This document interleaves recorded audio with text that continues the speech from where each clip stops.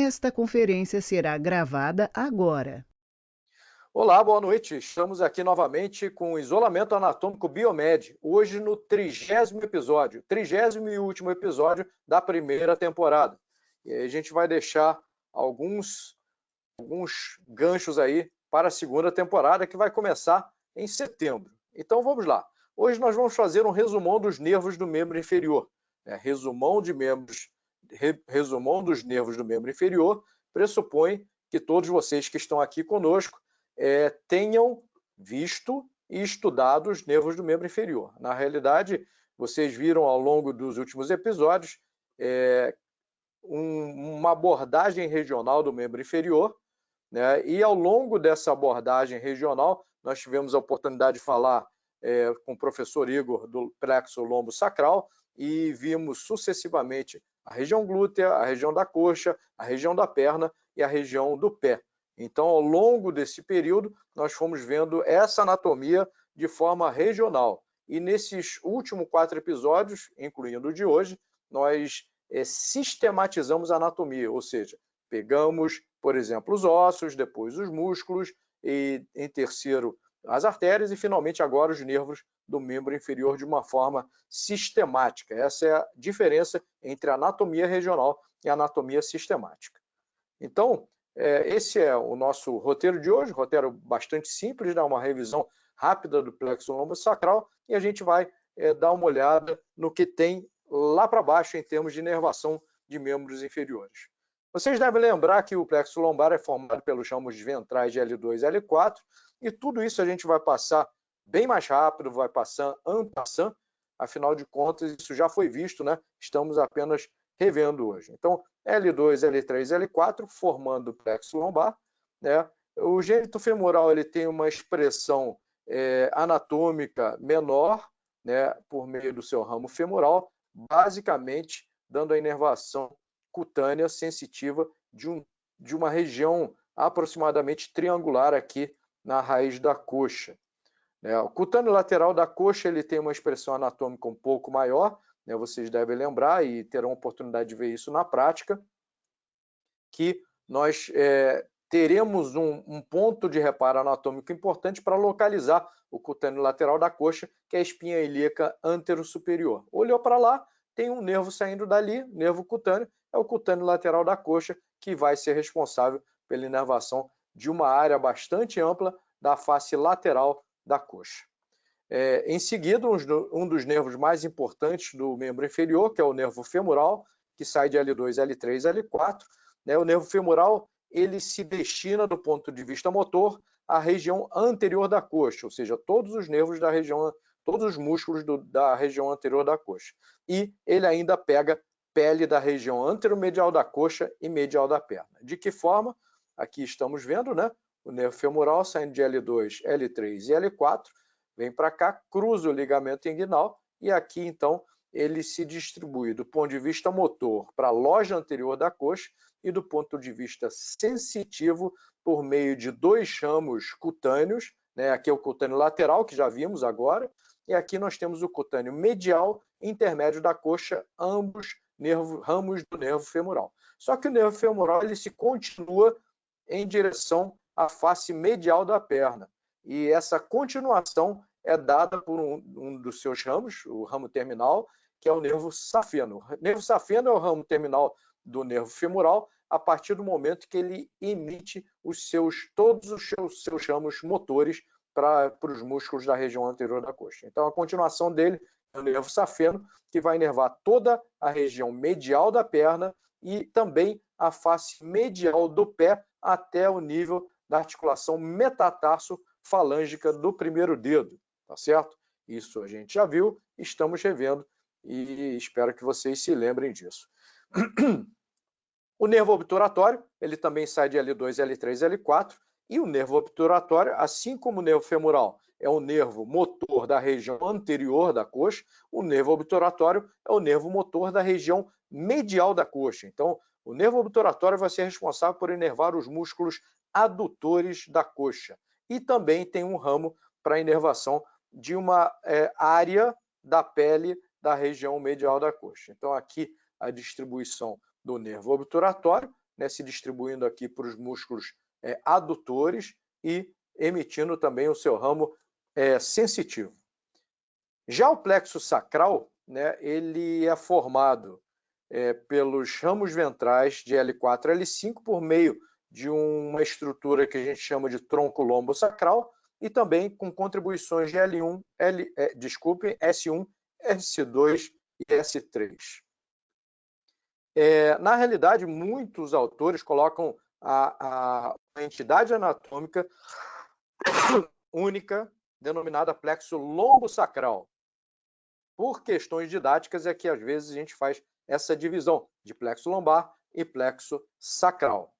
Então, aqui nós temos uma localização anterior ao piriforme, aqui é a região glútea, vocês se habituaram a ter essa visão, né? Região glútea com o glúteo máximo aqui rebatido aqui e aqui, o glúteo médio rebatido aqui e aqui, e o glúteo mínimo exposto aqui. Esse músculo aqui, que é o músculo-chave da região glútea, é o músculo piriforme, tá certo? Então, na realidade, anteriormente ao piriforme, e nós estamos vendo por trás, tá, é que se localiza o plexo sacral. Então, para ver o plexo sacral, a gente teria que olhar pelo outro lado. Isso daqui é uma visão por dentro da pelve, né? Então, aqui a gente tem a transição da vértebra lombar para a vértebra sacral, primeira sacral aqui, né? Aqui é o sacro, cortado, né? E aqui nós temos o tronco lombosacral, S1, S2, S3, formando o plexo sacral localizado anteriormente ao piriforme que está aqui. Então, olhando mais uma vez, né, o ramo principal do plexo sacral é o nervo isquiádico, que é o maior nervo do corpo, que desde da sua origem já tem os dois componentes, tibial e fibular comum.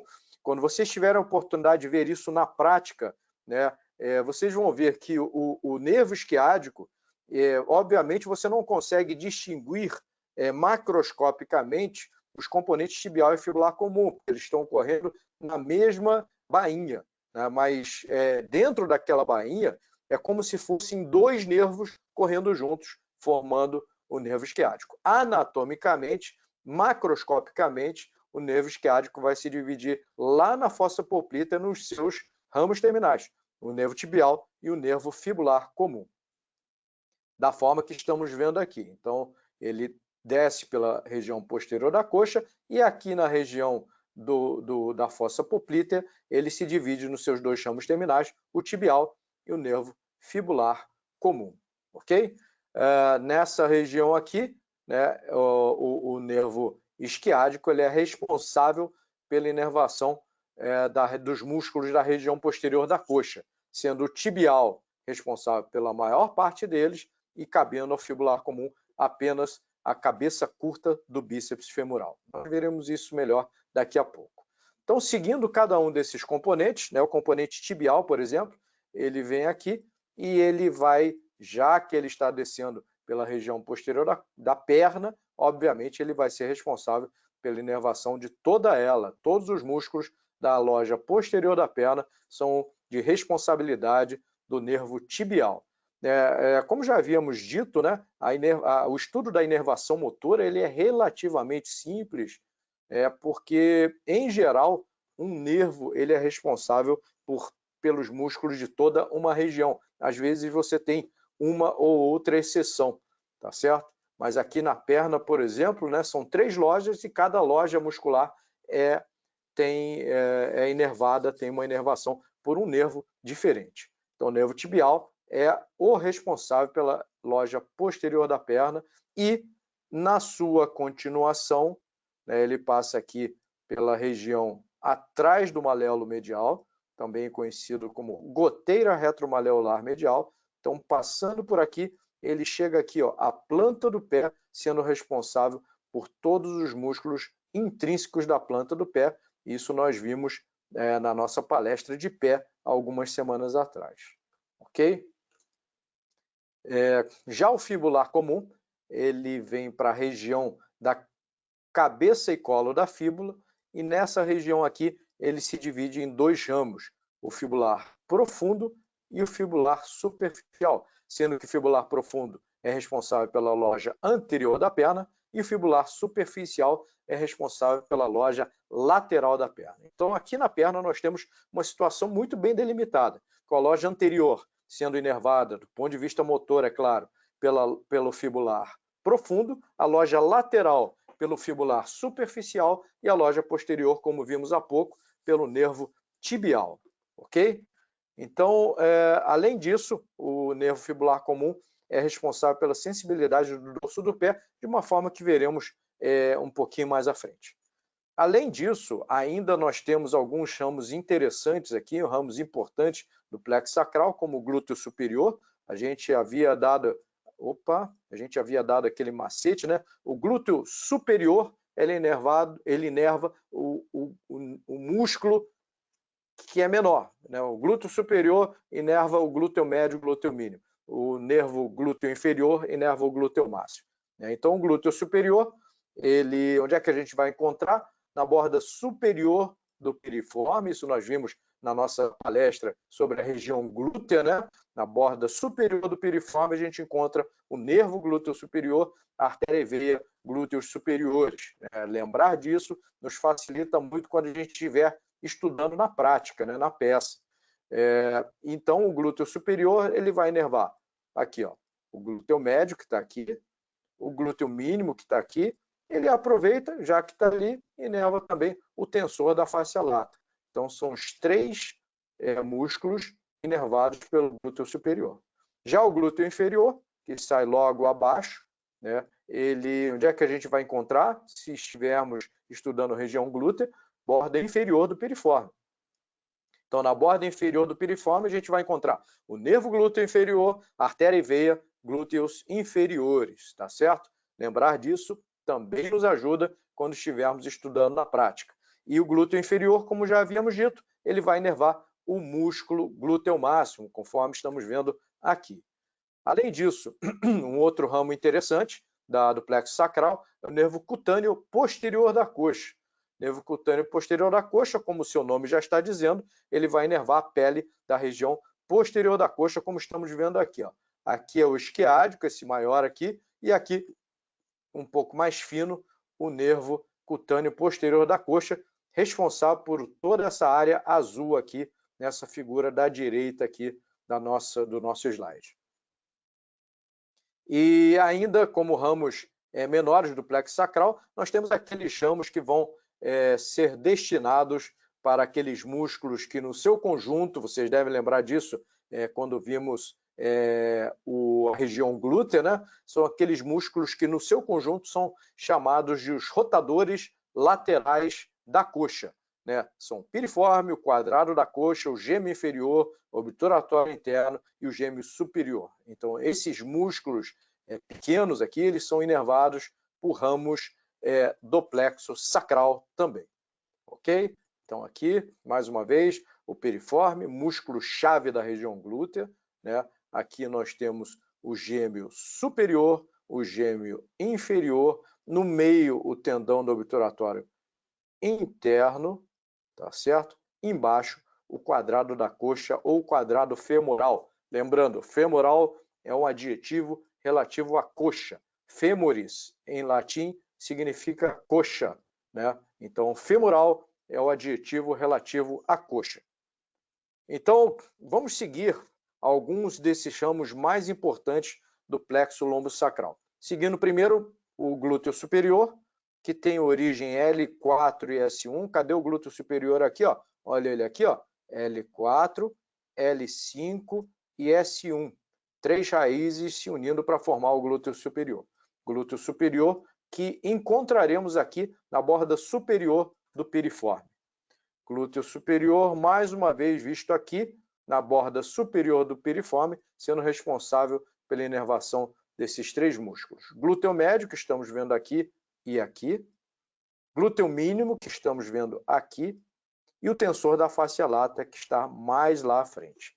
E vocês devem lembrar que o glúteo médio e o glúteo mínimo têm um papel muito importante na abdução da coxa. Não só na abdução mesmo, se a coxa estiver, né, se aquele membro estiver livre, sem apoio no solo, mas com um papel muito importante aqui durante a marcha, né? Vocês vejam nessa figura aqui da esquerda. Nessa figura da esquerda, nós temos uma ilustração de um esqueleto durante a marcha, sendo que o pé direito aqui, nós estamos vendo por trás, né? O pé direito está apoiado no solo. E o pé esquerdo, ele não está apoiado, ele está na fase de oscilação. Então, o que evita que a pelve caia para o lado oposto?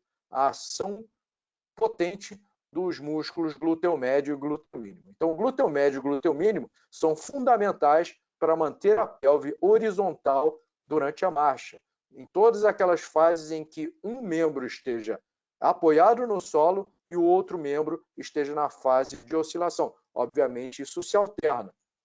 Agora, a partir do momento que esses músculos estão fracos, né, ou mesmo inativos, o que vai acontecer? A pelve vai cair para o outro lado. Se a pelve cair para o outro lado, a tendência seria o pé arrastar no chão. Para o pé não arrastar no chão, eu vou ter que levantar um pouco mais o joelho, né? Isso é uma marcha patológica, e isso daqui tem um sinal denominado sinal de Trendelenburg, tá certo? É quando e a tendência é esse indivíduo parecer que anda um pouco rebolando, né? Ele anda, essa pelve, ela tem um balanço um pouco maior do que deveria ter. O ideal seria que a pelve se mantivesse, ela vai ter uma pequena oscilação, mas que se mantivesse predominantemente horizontal ao longo dos passos, né, que esse indivíduo dá.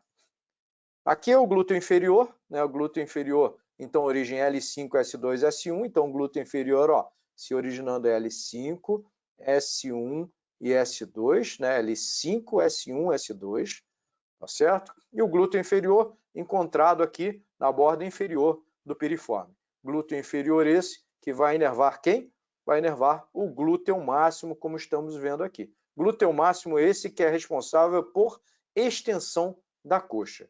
Então, quando a gente está andando no plano, né, a gente tem uma ação relativamente escassa do glúteo máximo. Agora, a partir do momento em que a gente, por exemplo, sobe escada, né, esse aparelho aqui, ó, esse movimento aqui, ele mimetizaria exatamente uma subida de um degrau aqui, um degrau alto, obviamente, né? Que aqui nós estamos um pouquinho mais de 90 graus e aqui é 90 graus, mas a partir do momento em que a gente sobe uma ladeira, a gente sobe uma escada, a gente faz um agachamento aqui, como está aqui, ó, ou aqui, né? A gente passa então a usar o glúteo máximo. Então aqui são exemplos de alguns exercícios, né, nos quais a gente usa o glúteo máximo, um exercício de agachamento, aqui é um exercício de leg press, né, a partir do momento que a gente parte, né, com a coxa femoral de uma posição fletida, o que não acontece de forma tão importante assim durante a marcha no plano, e aqui como se, não é exatamente isso, mas como se estivéssemos subindo uma escada aqui, uma escada com degraus bem altos. Aqui, nervo obturatório que é lá de cima do plexo lombar, então L2, L3 e L4, essas origens são importantes do ponto de vista de raciocínio clínico, né?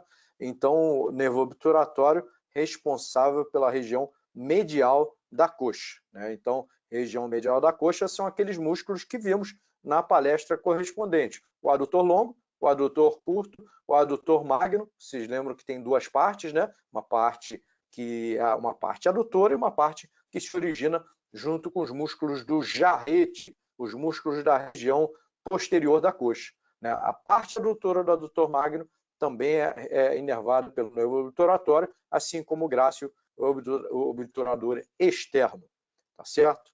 Então, no conjunto, né, os adutores, eles obviamente fazem a adução da coxa, né? Se a gente quiser checar clinicamente, no exame neurológico, a integridade do nervo obturatório, a gente tem que pedir para o paciente fazer a adução da coxa, né, que pode ser feita aqui, o paciente deitado em decúbito lateral, né, ou então aqui, paciente sentado, né, afastando um pouquinho os joelhos do paciente, pedindo para que ele o junte, né? E quando que a gente vai usar isso? Olha só, todos vocês que eventualmente estão acostumados a frequentar a academia, vocês devem conhecer a cadeira adutora, né? A cadeira adutora vai exercitar exatamente os músculos adutores, que são inervados pelo nervo obturatório. Isso daqui é uma outra forma também de fazer o movimento de adução, só que é uma forma um pouquinho desfavorável do ponto de vista mecânico, já que o apoio está aqui, a tração é feita aqui, e você tem um joelho no meio do caminho que vai sofrer um estresse lateral. Então, esse daqui é a forma ideal para se trabalhar a região dos adutores, os músculos adutores. O nervo femoral, também ramos de L2, L3 e L4, né? O nervo femoral vai ser o grande responsável pelos músculos da região anterior da coxa, como estamos vendo ali à direita, né? Então, os músculos da região anterior da coxa, leia-se principalmente o quadríceps, com as suas 4 porções, reto femoral, vasto lateral, vasto medial e vasto intermédio, mais pectíneo, ilíaco e sartório, que está cortado aqui, né? Lembrando que dessas 4 porções do quadríceps, dessas 4 origens do quadríceps, o reto femoral ele atravessa também a articulação coxo-femoral. Então, o reto femoral ele transforma o quadríceps num músculo biarticular, num músculo que cruza duas articulações, a articulação coxo-femoral e a articulação do joelho. Então, tracionando aqui na articulação do joelho, ele provoca a extensão da perna. Tracionando aqui, ele vai produzir, junto com o ilíaco, junto com o iliopsoas, na realidade, a flexão da coxa, tá certo? Então, aqui nós temos também uma parte cutânea, né, representada pelo nervo cutâneo anterior da coxa, que muitos autores subdividem em cutâneo medial e cutâneo intermédio da coxa, então, sendo responsável o nervo femoral pela inervação dessa área aqui, digamos, anteromedial da coxa. Essa parte mais medial aqui, ó, vocês lembram que é do obturatório. Essa parte anteromedial em azul aqui é do femoral. E ainda temos a área de inervação do nervo safeno, toda a face medial da perna e face medial do pé, sempre lembrando, até a articulação metatarso-falângica do primeiro dedo, ok? Então, seguindo adiante, né, se nós quisermos, ao exame clínico, testar a integridade do nervo femoral, nós temos que pedir para o paciente fazer a flexão da coxa, tá certo? Então, aqui um paciente em decúbito lateral, no caso aqui, decúbito lateral esquerdo, a gente fixa essa parte mais medial, a articulação que a gente quer que o paciente movimente, então a gente quer que ele faça a movimentação para cá. Então, ele se diz para o paciente, empurra a minha mão para frente. Então, ele vai fazer esse movimento para frente com a coxa. Então, se ele for capaz de fazer a flexão da coxa, então ele tem a integridade do nervo femoral. Aqui é uma manobra semelhante, mas com o paciente sentado, ok? E aqui é o local, é a ocasião em que a gente realmente vai fazer uso do quadríceps, né?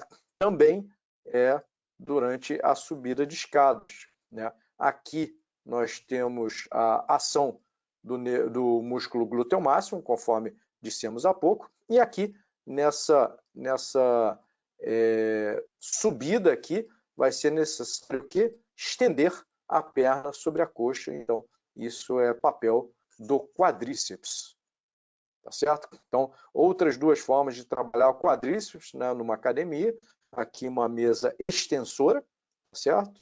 Trabalhando bem o quadríceps. E aqui um movimento semelhante ao leg press, né, só que com uma angulação um pouquinho diferente. Então, aqui trabalhando aqui na extensão da coxa femoral aqui, extensão da coxa trabalhando bem a região glútea, trabalhando os isquiopoplíteos também, região posterior, e na extensão da perna, trabalhando o quadríceps. E agora, vamos finalmente ao nervo isquiádico.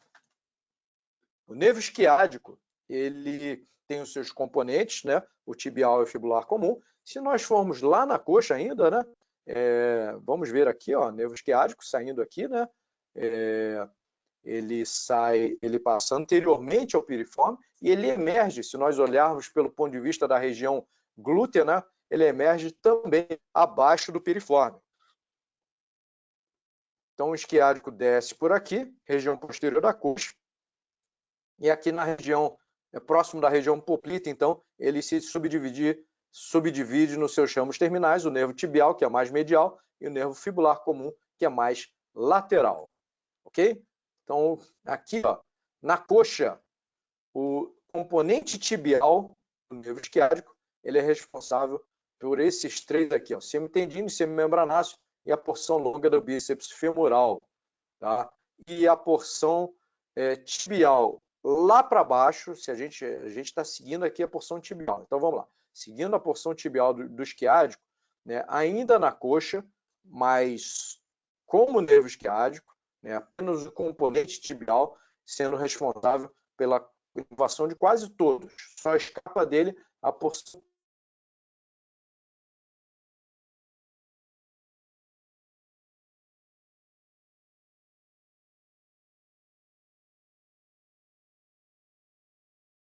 curso faz na loja posterior da perna é toda do tibial, né? O gastrocnêmio, os longos e o tibial posterior. Todos esses 7 músculos aqui da loja posterior da coxa são inervados pelo nervo tibial. O nervo tibial é o nervo responsável pela região posterior da perna, tá certo? Essa loja posterior da perna é uma loja eminentemente flexora, né? Tanto aqui no tríceps sural, gastrocnêmio e sóleo, responsáveis pela flexão plantar, né, por meio lá do tendão do calcâneo. Né, as duas cabeças do gastrocnêmio ajudam na flexão da perna, e aqui, todos esses daqui, o tibial posterior ajudando na flexão plantar, e o flexor longo do hálux e dos dedos, obviamente, desempenhando o papel que se espera a partir dos seus nomes, flexão do hálux e flexão dos dedos, tá certo? Ainda como ramo do tibial, o cutâneo medial da perna vai ajudar a formar, junto com o comunicante fibular do fibular, o nervo sural. Veremos isso daqui a pouco. E, finalmente, lá no pé, né, o tibial tem como seus dois ramos terminais o plantar medial e o plantar lateral. A gente já tinha visto isso na nossa palestra de pé, né, mas acho que o mais importante é nós termos a noção de que o plantar medial e o lateral eles vão ser responsáveis pela inervação de toda a musculatura intrínseca da planta do pé. Talvez seja menos importante a gente decorar um por um quais são os músculos do plantar medial, os músculos do plantar lateral, mas sermos capazes de raciocinar clinicamente que ambos são ramos do nervo tibial e que ambos serão responsáveis pela musculatura intrínseca da planta do pé. Portanto, indiretamente, o nervo tibial ele é responsável por toda a musculatura da região posterior da perna e por toda a musculatura, indiretamente por meio dos seus ramos terminais, da musculatura intrínseca da planta do pé. Então aqui, ó, um resumo do tibial, né? A loja posterior da coxa ainda como componente tibial, mas anatomicamente do nervo isquiádico, né? A loja posterior da coxa praticamente toda, à exceção da porção curta do bíceps femoral. Então, com esses movimentos aqui, extensão da coxa, extensão do tronco sobre a coxa, obviamente se a coxa estiver fixa, ou flexão da perna. Na loja posterior da perna, tudo flexão. Flexão da perna, flexão plantar, flexão do hálux e dos dedos. E aqui, na musculatura da planta do pé, são basicamente os movimentos de flexão, de abdução e de adução dos dedos dos pés. Então, aqui um bom resumo aqui do tibial, né? O tibial descendo aqui, inervando aqui, ó, as duas cabeças do gastrocnêmio, aqui é o poplíteo, aqui, né? Aqui o sóleo, né? Aqui, então, o flexor longo dos dedos, flexor longo do hálux e tibial posterior aqui. Toda essa musculatura posterior, tá certo? Flexor longo do hálux aqui, flexor longo dos dedos, tibial posterior, e aqui atrás do maléolo medial, ele passa aqui, ó, atrás do maléolo medial e vindo para cá, se dividindo nos seus dois ramos terminais, plantar medial e plantar lateral. E vocês lembram qual é o dedo de divisão na palma da mão para os diferentes territórios de inervação sensitiva cutânea, é o quarto dedo. No pé, como já vimos também na palestra sobre pé, também é o quarto dedo do pé. Então, essa área rosa aqui é do plantar medial e essa área amarela aqui é do plantar lateral.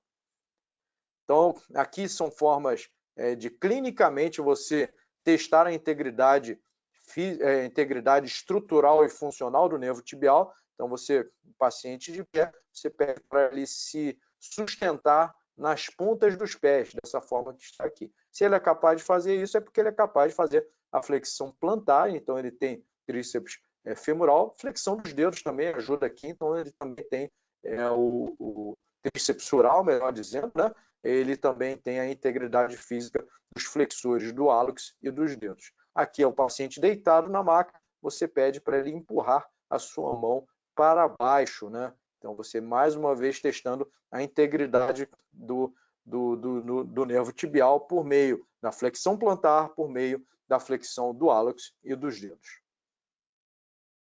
Então, seguimos o componente tibial do nervo isquiático, agora vamos seguir o componente fibular comum do nervo isquiático. Então, lá na coxa, o componente fibular comum ele será responsável somente pela porção curta do bíceps femoral. Todo o resto, como já vimos, todo o resto da musculatura do jarrete pertence ao componente tibial do nervo isquiático.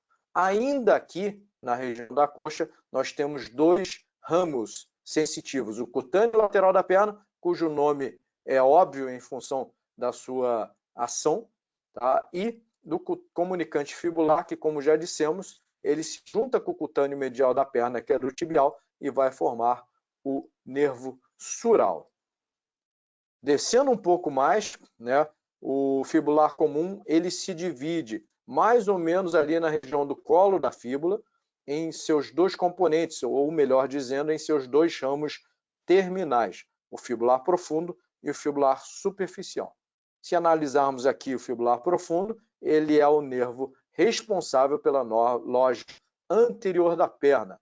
Leia-se tibial anterior, extensor longo do hálux e dos dedos, e um quarto músculo de expressão anatômica mais modesta, que é o fibular terceiro.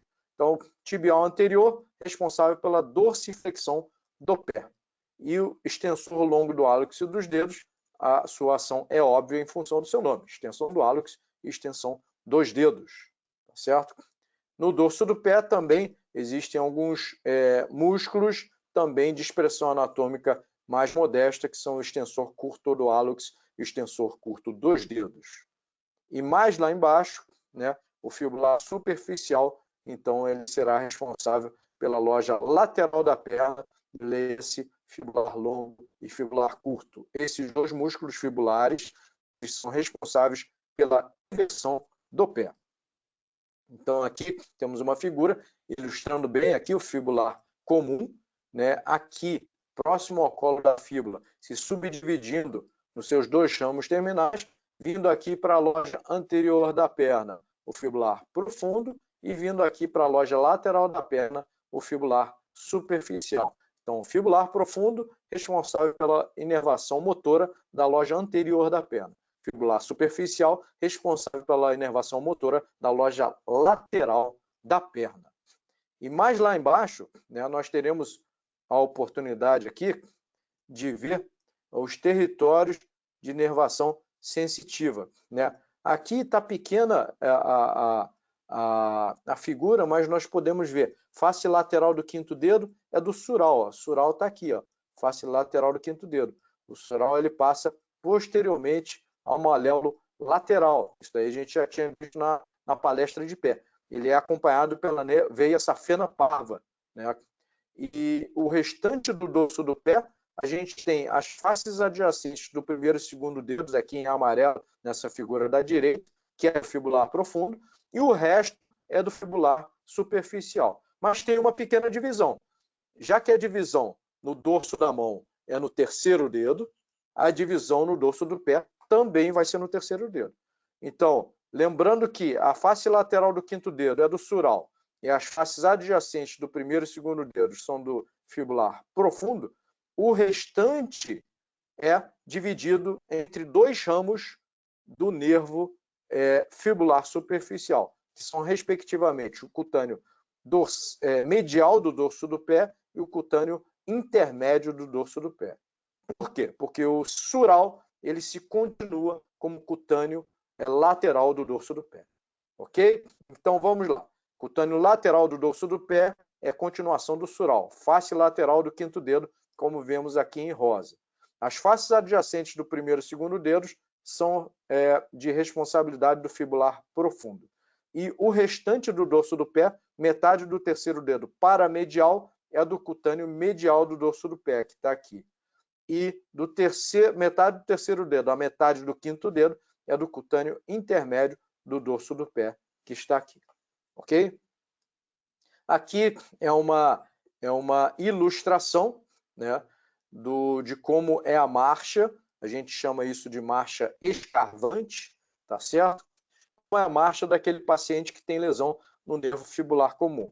Nervo fibular comum, então, ele sendo responsável pela loja anterior, principalmente, né, mais importante aqui, e loja lateral da perna. Loja anterior está relacionada com extensão dos dedos, extensão do hálux e dorsiflexão do pé.